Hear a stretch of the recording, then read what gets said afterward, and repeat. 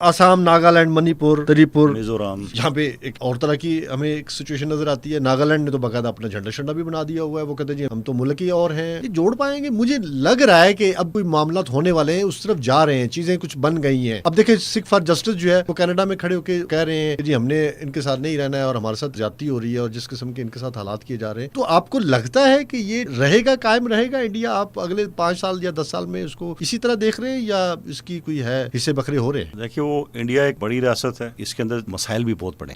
जिस चीजें को इकट्ठा किए हुआ था वो था इनका सेकुलरिज्म की डॉक्ट्राइन, सो कॉल्ड वो जो डॉक्ट्राइन थी। अभी जब से आरएसएस मोदी आया है सेकुलरिज्म को उन्होंने बर्बाद कर दिया, उड़ा के रख दिया। तो सेकुलरिज्म की गैर मौजूदगी के अंदर आपने खुद देखा है, आपने खुद बताया कि इन तमाम तहरीकों के अंदर एक एक्सेलरेशन फील हुई है और ये होम ग्रोन है। किसी को जरूरत नहीं है बाहर वाले मुल्क को कि वहां पे पैसा लगाए, अपना पैसा बर्बाद करे। उनके अपने अंदरूनी चैलेंजेस इतने ज्यादा हैं कि ये स्टेट के अगेंस्ट उनकी नफरत कुदरती है। इसलिए मैं ये देख रहा हूँ कि इसका जो प्रोफाइल बढ़ रहा है और इसके अंदर इंटेंसिटी, शिद्दत और हिद्दत बढ़ रही है इसकी। तो ये आने वाले वक्त में 5 साल तो शायद थोड़ा कम अरसा हो, लेकिन आप कह सकते हैं कि पहली स्टेट बनने की देर है। उसके बाद जिस तरह सेंट्रल एशिया की स्टेट्स बनी थी, एक के बनने की देर, उसके बाद फिर डोमिनो इफेक्ट होता है, एक के बाद दूसरा, दूसरे के बाद तीसरा, चौथा, पांचवा, और फिर रोकना मुश्किल हो जाता है। और इंडिया की अभी तक जो थॉट है वो भी यही है कि हमने जोर से, ताकत से, जैसे भी है, हमने इनको अलहदगी से रोकना है। ये उनका वन ऑफ द लीडिंग